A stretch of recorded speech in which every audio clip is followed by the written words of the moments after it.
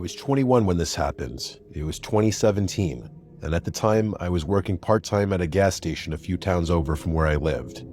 It was one of those jobs I only planned to keep for a few months, just until I figured out what I wanted to do next. The shifts were usually easy, a lot of ringing up snacks and cigarettes and stuff like that, more so than the occasional person paying for gas and cash. During the day, it was annoying but normal. The nights were different. The nights dragged.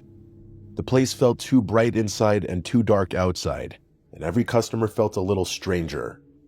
That night, I was working the closing shift by myself, and I still think about it all the time.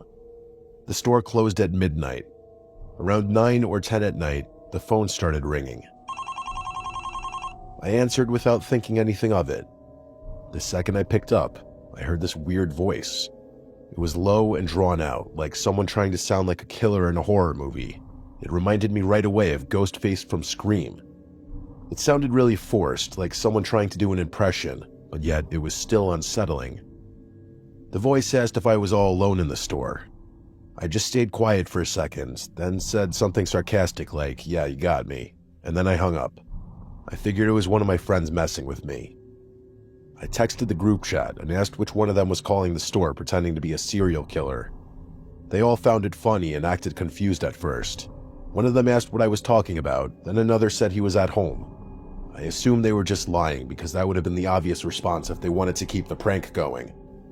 About 10 minutes later, the phone rang again. It was that same fake horror movie voice. This time they asked why I hung up.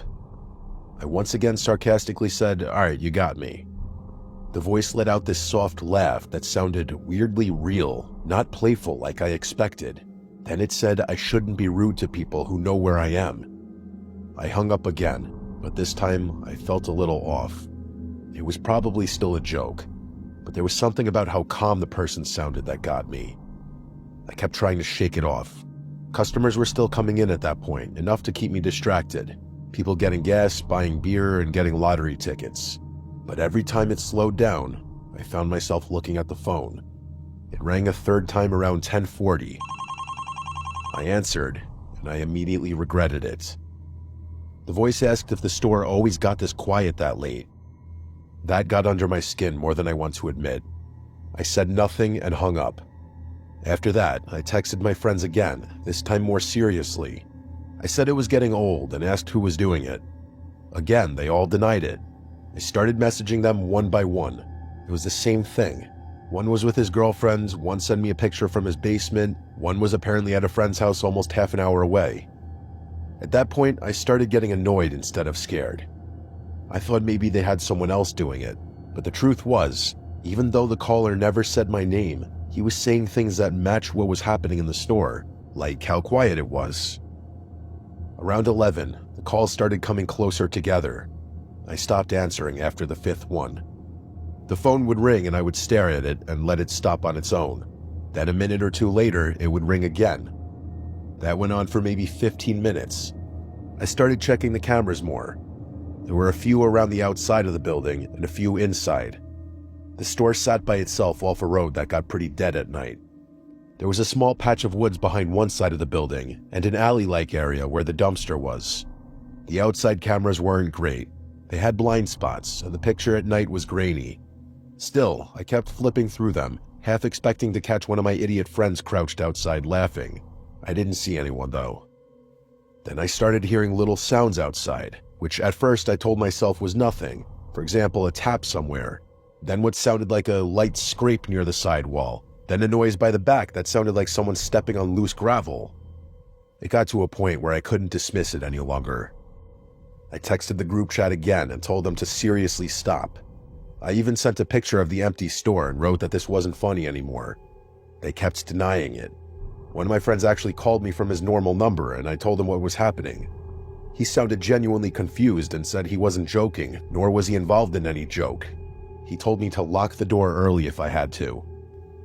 I didn't want to do that unless I really felt I needed to. Part of me still thought I was making too much of it. At around 11:40, one last customer came in.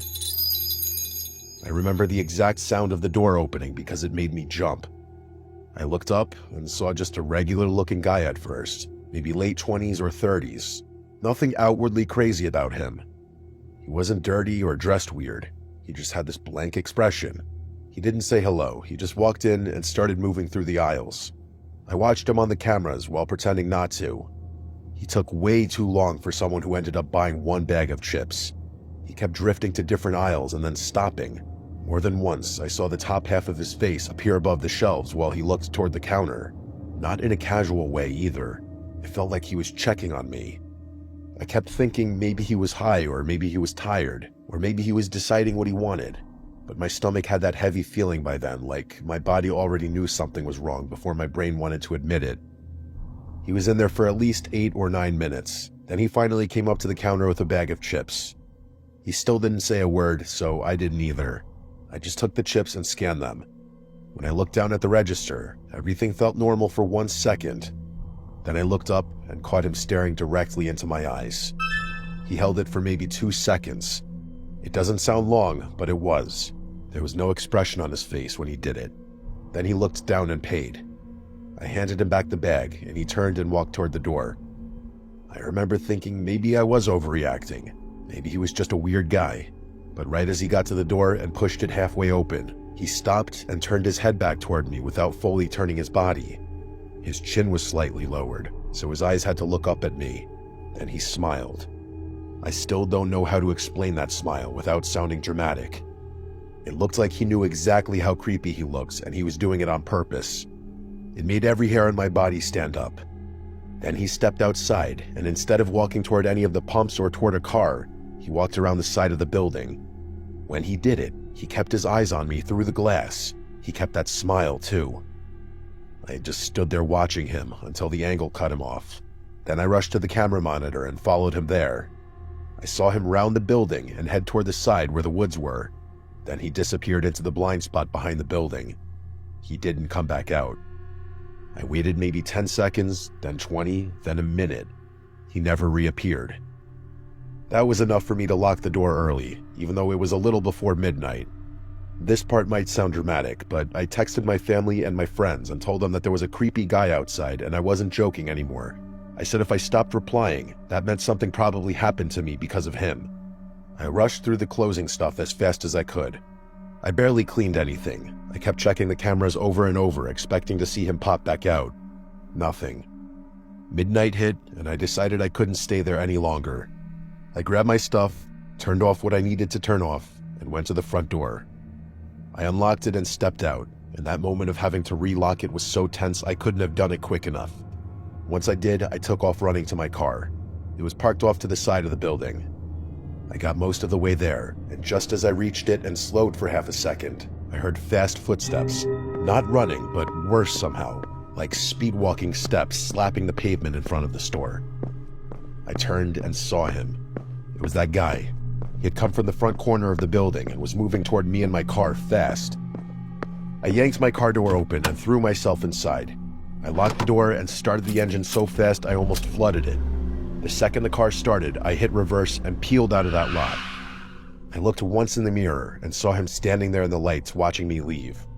The whole drive home, I was sending voice texts and regular texts to everyone saying I was right, that I knew he was going to come out of nowhere. None of that was a prank anymore.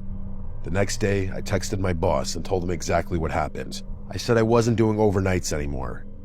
He looked at the footage later, and his response honestly made me even angrier. He got kind of defensive and said the guy looked like a regular customer to him. He said maybe I had just gotten spooked because of the phone calls and connected things that weren't connected. That pissed me off more than I can explain. I was the one there. I was the one getting the calls. I was the one who saw that guy disappear around the building and come speed walking at me out of nowhere when I left. I didn't care if the footage didn't fully capture how it felt because I knew what happened. I quit right after that. I didn't even argue much. I just told him if he thought that was normal, he could work the closing shift himself. I ended that job with attitude, and I was proud of it. Even now, many years later, I still think the caller and that guy who came in were the same person, even if I can't prove it.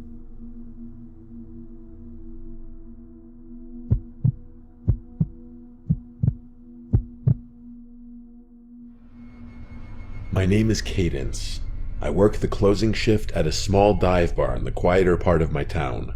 The place is right off the highway, but the parking lot also has a back entrance that's available to the general town. It's nothing fancy, just a dimly lit spot where the regulars know each other by name, and the jukebox has been playing the same rotation of classic rock for years. Most of our customers are locals, truckers passing through, and the occasional lost tourist looking for a stiff drink. I like it though. The routine is predictable, the tips are surprisingly decent, and I've learned how to handle the usual bar crowd. The talkers, the flirters, the quiet drinkers, and the ones who just want to be left alone. Weekends are obviously a lot more hectic, but the thing about working during the week is that I'm expected to work my night shifts alone. I don't even get a bar back to pop in now and again. Yeah, it's obviously easier work and slower during the week, but I miss the company of my coworkers. I tend to be pretty vigilant during my shifts because we do get the occasional bar fight considering the kinds of crowds we attract. That's why I clocked the guy immediately. It was sometime after 1 in the morning on a Tuesday when he walked in. If I had to guess, I'd say he was in his late 40s, but he was extremely clean cut and well groomed. Not the kind of look you'd expect from a guy his age in an area like this. He was wearing a black turtleneck underneath a black trench coat. Definitely well dressed, but casual about it. I'm not sure how to explain it, but he had this aura of sophistication about him that makes you think of money. Real money. Not the loud look at me kind. He glanced around slowly before walking swiftly over to the bar and taking a seat. I also remember him having oddly good posture, but that's neither here nor there. When I walked over, he glanced at the bottles behind me and ordered something top shelf without hesitation. As I was pouring his drink, he asked me if I liked working here with a smile on his face. It was a normal enough question, so I answered him honestly. I told him yeah and smiled back. I then made a joke about being a bartender or something. I wish I could say I got a creepy vibe from him, but that's not the energy he was giving off.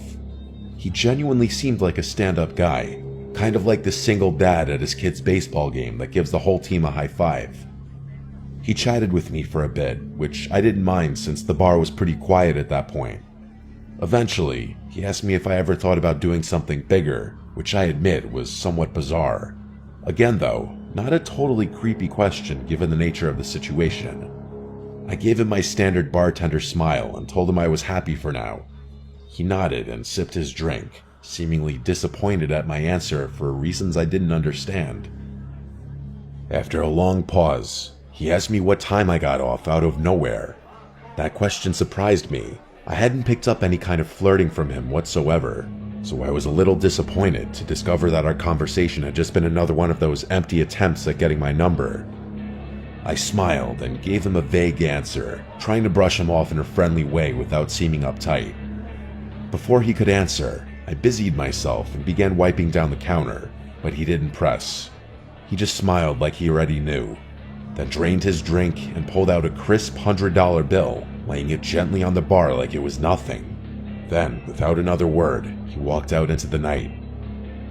I didn't really know what to make of the encounter. I know it sounds like nothing, but his demeanor was just so far off my radar that I was intrigued. Either way, I figured I was never going to see him again and got on with my life. As it would turn out though, I was wrong. About a week later, he came back. Only this time, he wasn't alone. There was a woman with him. She drew my attention since I hadn't seen her before. She looked like she was in her mid-30s and was dressed in a way that didn't quite match her age. Trendy, but off, like someone trying a little too hard to blend in with a younger crowd. I watched her closely as the two of them approached the bar. Everything about her seemed calculated, from the way she smiled too easily to the way she leaned against the bar like we were already friends. As I was setting down napkins in front of them, the very first thing she said to me wasn't a hello or a drink order, but a compliment. She put on this overly joyful smile and said, "You're so pretty." Her fingers brushed against my arm as she said it, lingering just a second longer than normal. I laughed and thanked her, but I could instantly tell that something was off about this woman. The man didn't speak, which I thought was also a little strange given that he had been so talkative last time. They ordered drinks and poured them, and that's when questions came flooding in. The woman asked me how long I'd been working here, along with how old I was and a bunch of other small talk questions like that. I answered in short, polite sentences, but I got the sense that this wasn't small talk. She was studying me. At one point, she looked over at the man, and it seemed like they were communicating despite not speaking.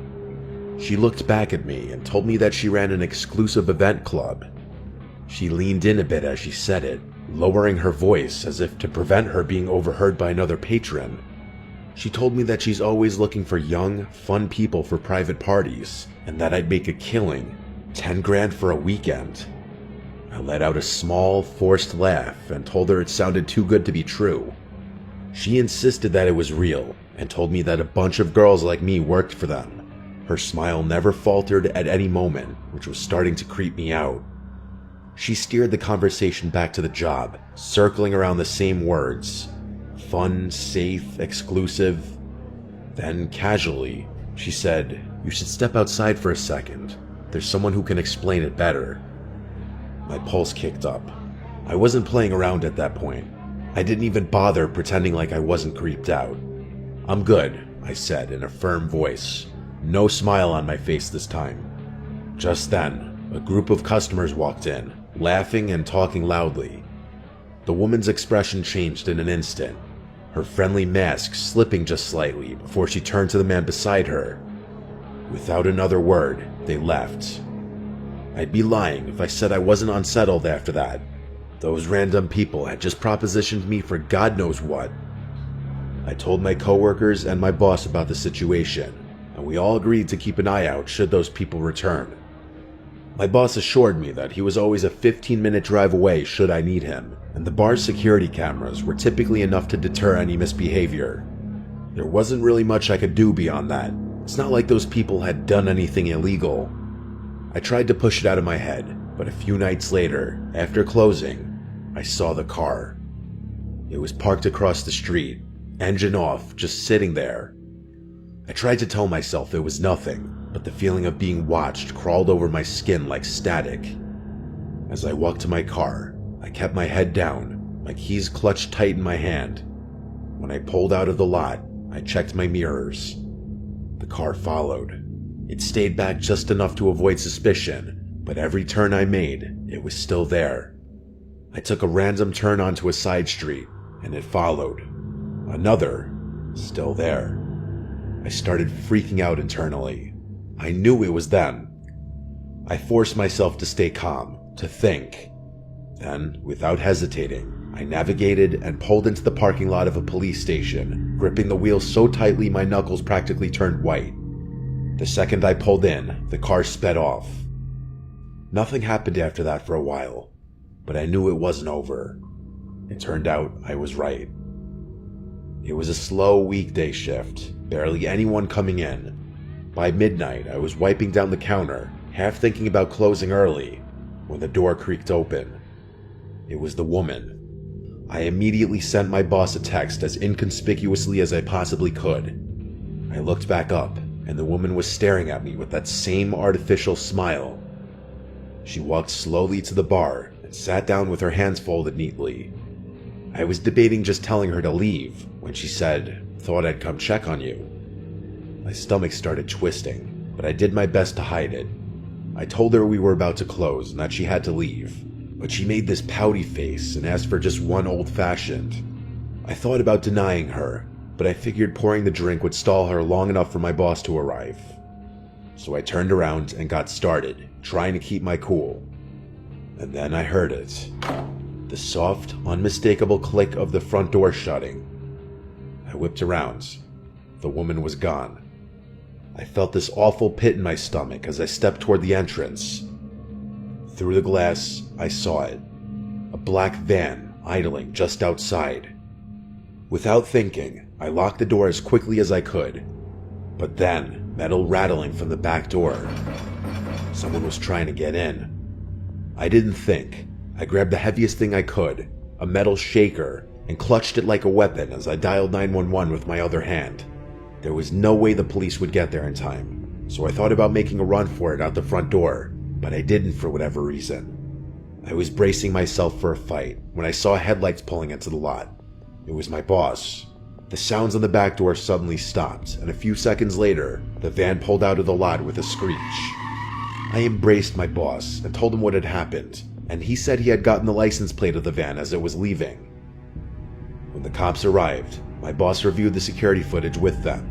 It was worse than I had imagined. Just before the woman left, the cameras had captured 2 masked figures crouching near the front door, waiting. There was another person in the back who was banging on the door with his fist, clearly trying to flush me out to the front. It was downright horrifying. To make matters worse, the plate number my boss had caught turned out to be unregistered. It's been quite a while since this incident, but no progress has been made. The only good news to come out of the whole thing is that my boss doesn't make me work alone anymore. Despite that, I'm still extremely uneasy anytime I'm scheduled for a night shift. I still question how they knew I'd be working alone. It doesn't make any sense. Even now, I often think about what would have happened had I given in to fear and run out the front door.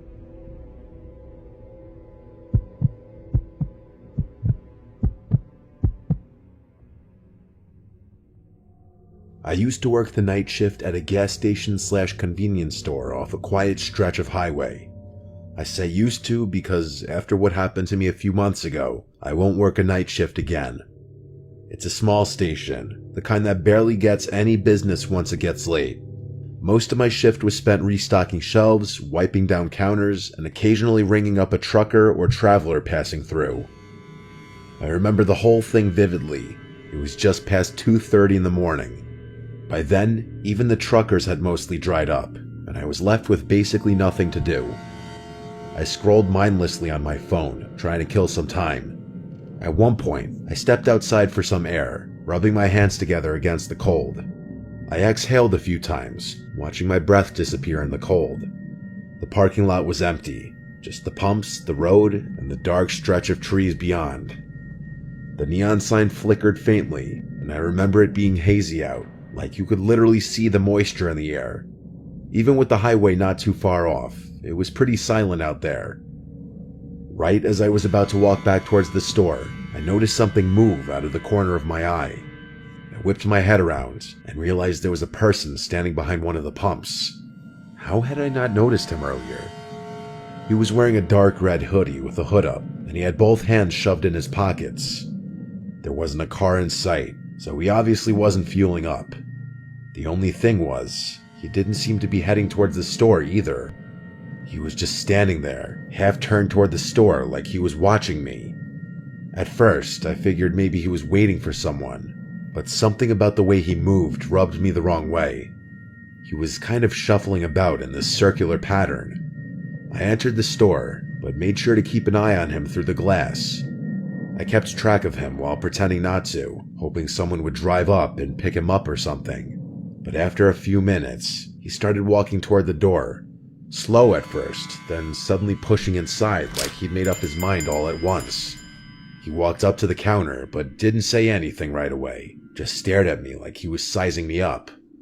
Then, in a rushed, almost rehearsed way, he muttered that his car had broken down just before the pumps. He said he needed a jump or maybe just a little gas to get to the next town. I was literally shocked. He wasn't even trying to make his story believable. Like, I couldn't believe he actually expected me to buy his BS story. I offered to call a tow truck instead. No, he said, too quick, shaking his head. He just needed a flashlight, maybe some help checking under the hood. Something was definitely off, that much was true. The way he spoke, the way he watched my reaction, it felt like a test. To be fair though, people walking into gas stations at that hour are usually a little strange, and I started wondering whether he actually needed help and was just an odd person or on something. I asked him where his car was parked, and he told me it was just beyond the highway entrance. I was obviously skeptical, but then he pointed at the monitor behind me. I turned to look at the screen, and to my surprise, there actually was a car parked out there. I thought to myself, oh crap, maybe this guy really does need help. And that's when it hit me. I had literally just been outside, and I would have remembered a car parked out there. I glanced back at the monitor, and saw the slightest movement near the car's back bumper. Someone was crouching just out of view. A cold wave of dread hit me. I forced a casual smile and agreed to help the guy, but not before telling him I needed to grab my phone from the back office. I turned slowly, not wanting to spook him, but the second I was out of his direct sight, I slammed my hand onto the emergency panic button under the counter. The alarm went off instantly, screeching through the store. I expected him to attack me, but what he did instead was even more unsettling. His nervous energy disappeared.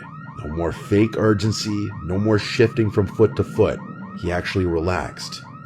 His whole body language shifted, and then he smiled. Not a panic smile, not an embarrassed one either. A slow, knowing grin, like he had all the time in the world, like this was amusing to him. I was in shock. I didn't even have time to get physical with him. In one fluid motion, he turned and bolted. I ran to the monitors just in time to see both of them take off. Not toward the car, but into the woods behind the station. The car just sat there, engine off, headlights off. No one inside. By the time the police arrived, it was exactly as I saw it. The car was still there, but the men were gone. No footprints leading away, no sign of them anywhere. And then one of the officers pointed something out. Something I hadn't noticed before. The front passenger door was open. There had been a third person inside the whole time. The police took my statement down, I turned over the surveillance footage, and that was that. A few days later, they followed up with me. They had the car towed and ran the plates. Turned out, it had been reported stolen nearly a week earlier, over 100 miles away.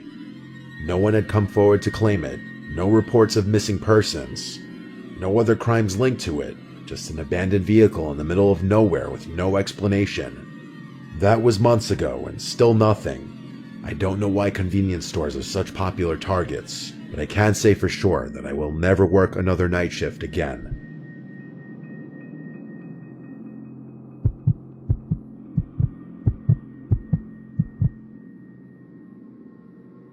This happened a couple weeks ago.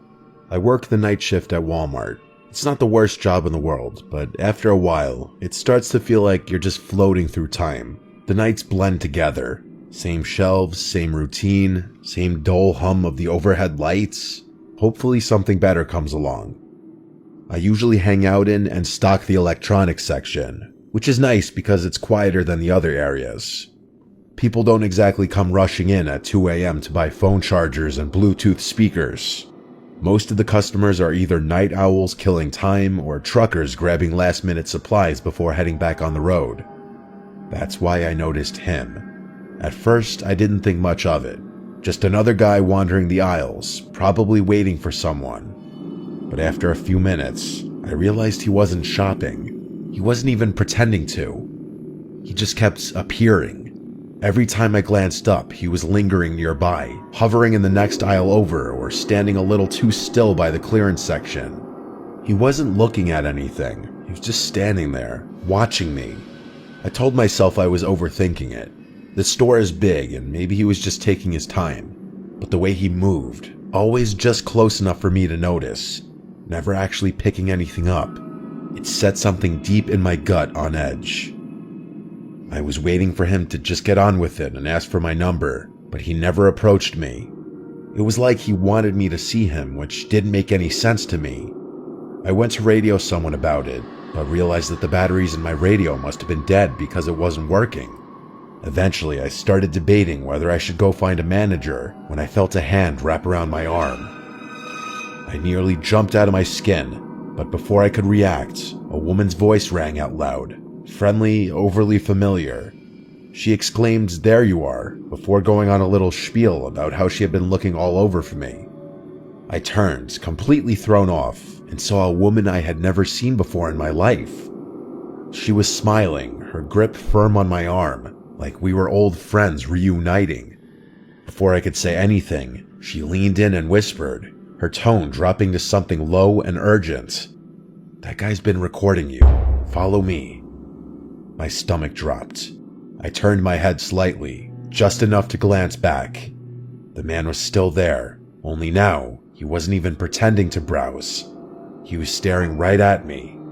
A cold wave of fear crept over me. I let her pull me. I didn't even question it. The way she grabbed my arm, The way she spoke so loud and casually, like we were two old friends reuniting, I clung to it. I was beyond grateful that someone had realized what was going on and put herself in an uncomfortable position just to help me.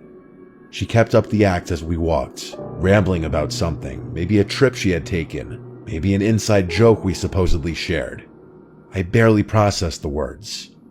My thoughts were stuck on him. Had he really been recording me? That was creepy as hell. I wanted to know if he was still following us, but I couldn't muster the courage to turn around just yet.